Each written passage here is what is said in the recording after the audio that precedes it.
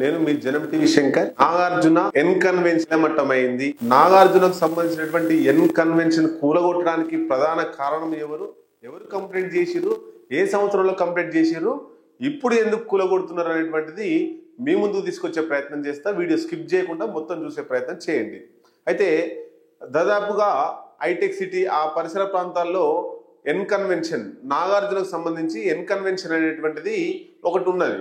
అయితే అది అక్రమ కట్టడము, అది చెరువుకు సంబంధించి తమ్మిడికుంట చెరువుకు సంబంధించి ఎఫ్టిఎల్లో ఉన్నది. ఎఫ్టిఎల్ అంటే ఫుల్ ట్యాంక్ లెవెల్ అని అంటాం. ఆ ఎఫ్టిఎల్లో ఉందని చెప్పేసి 2014లో సిపిఎం పార్టీకి చెందినటువంటి ఒక వ్యక్తి కంప్లైంట్ చేసిండు 2014 సంవత్సరంలో. అప్పటి నుండి అంటే అప్పుడు టిఆర్ఎస్ ప్రభుత్వం నాగార్జునను సపోర్ట్ చేసుకుంటూ వచ్చింది. మరి ఇప్పుడు రేవంత్ రెడ్డి ప్రభుత్వం వచ్చింది కాబట్టి ఆ కంప్లైంట్ను ఆధారంగా చేసుకొని ఇప్పుడు హైడ్రా కమిషన్ గా ఉన్నటువంటి రంగనాథ్, గతంలో ఆయన సిపిగా చేసిండు, ఎస్పీగా చేసిండు, ఆయన ప్రస్తుతానికి హైడ్రా కమిషనర్ గా ఉన్నాడు. కాబట్టి ఆయన నేతృత్వంలో ఈ కంప్లైంట్ పరిశీలించి అక్కడ ఏదైతే ఎఫ్టిఎల్లో ఉన్నటువంటి నాగార్జునకు సంబంధించి ఎన్ కన్వెన్షన్ ని కూలగొడుతున్నారు. 3 ఎకరాలలో ఆయన ఆక్రమించుకున్నాడు, దాన్ని కూలగొడుతున్నారు. అయితే ఈ హైడ్రా అనేటువంటిది హైదరాబాద్ లో కేవలం నాగార్జున మీదనే ఫోకస్ పెట్టలేదు. ఎవరైతే బడా పెద్ద మనుషులు ఉన్నారో, సినీ ప్రముఖులు కావచ్చు, రాజకీయ నాయకులు కావచ్చు, వ్యాపారవేత్తలు కావచ్చు, గవర్నమెంట్ భూమిని ఎవరైతే ఆక్రమించుకొని కట్టడాలు కట్టినరో, బిల్డింగ్లు కట్టినరో, కన్వెన్షన్లు కట్టినరో, ఇండ్లు కట్టుకున్నారో అవన్నిటి మీద ఈ హైడ్రా స్పెషల్ ఫోకస్ పెట్టింది. రేవంత్ రెడ్డి ప్రభుత్వం ముఖ్యంగా స్పెషల్ ఫోకస్ పెట్టిర్రు. అంటే ఒక నాగార్జున కోసమే కూలగొట్టడం కాదు, ఇట్లా పేదవాళ్లకు అన్యాయం జరుగుతుంది, ప్రభుత్వ భూముల ఆస్తులు అక్రమంగా కబ్జాలకు గురైతున్నాయి. కాబట్టి ఎక్కడైతే బడా మొన్న జన్వాడ కేటీఆర్ కు సంబంధించినటువంటి ఫామ్ హౌస్ కూడా ప్రభుత్వ భూమిని కబ్జా చేసుకుందని చెప్పేసి అన్నారు. అంటే కేవలం కేటీఆర్ లేకపోతే నాగార్జునో టార్గెట్ చేసి కాదు, బడా నాయకులు ఎవరున్నా, బడా వ్యాపారవేత్తలు, సినీ ప్రముఖులు ఎవరైనా ప్రభుత్వ భూమిని ఆక్రమించుకుంటే ఖచ్చితంగా వాళ్ళు ఈ మూల్యం చెల్లించుకోక తప్పదు అనేటువంటి సంకేతం రేవంత్ రెడ్డి ప్రభుత్వం వాళ్ళకి ఇస్తుంది.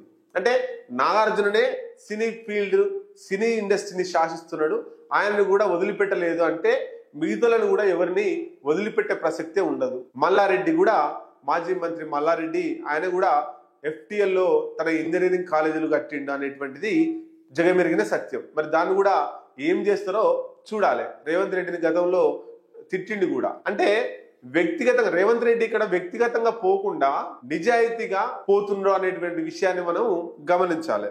మరి భారీ బందోబస్తు మధ్య ఈ హైడ్రా సంబంధించినటువంటి అధికారులు అంతా కూడా మార్నింగ్ నుండి తెల్లవారుజాము నుంచే పక్కా ఆధారాలు సేకరించి నాగార్జున భూమి ఆక్రమించుకున్నాడని తేల్చిన తర్వాతనే వాళ్ళు కూలగొట్టడం స్టార్ట్ చేసారు. అంటే దాదాపు ఈయన 3 ఎకరాలు కబ్జా చేసిండు. ఆ 3 ఎకరాల ఆస్తి విలువ దాదాపు 150 కోట్లు ఉంటుంది అక్కడ.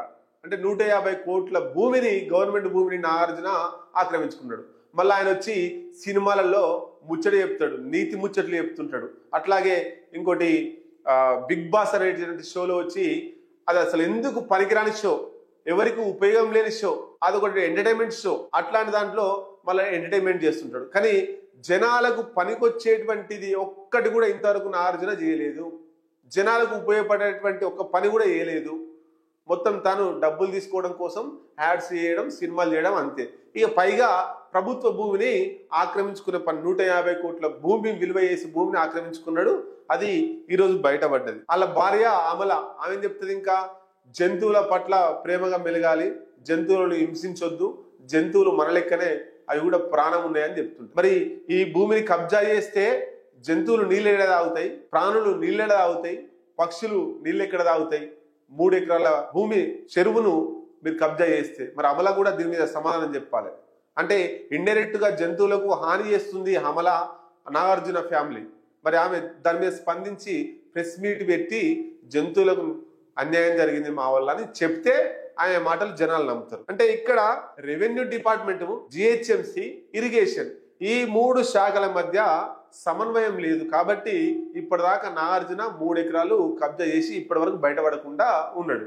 రేవంత్ రెడ్డి ప్రభుత్వం వచ్చిన తర్వాత ఎవరైనా సమానమే, పేదవాడు ఆక్రమించుకున్నా పెద్దోడు ఆక్రమించుకున్నా ఖచ్చితంగా మూల్యం చెల్లించాలి అనేటువంటిది ఉంది. అంటే దానిలో భాగంగానే కేటీఆర్ కావచ్చు, నాగార్జున కావచ్చు, మల్లారెడ్డి కావచ్చు, ఎవరైనా సరే ప్రభుత్వ భూమిని ఆక్రమించుకున్న వాళ్ళు ఖచ్చితంగా వాళ్ళు శిక్ష అనుభవించాల్సిందే.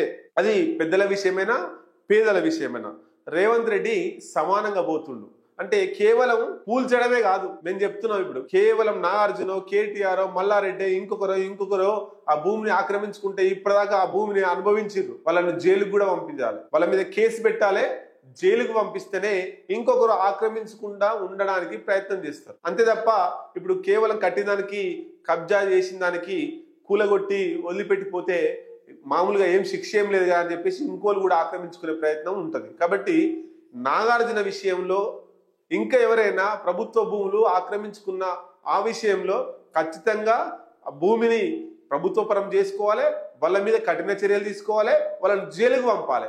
అట్లయితేనే ఇంకొకరు ఆక్రమించుకోవడానికి ఆ ఆసక్తి చూపకుండా ఉండేటువంటి అవకాశం ఉంటుంది.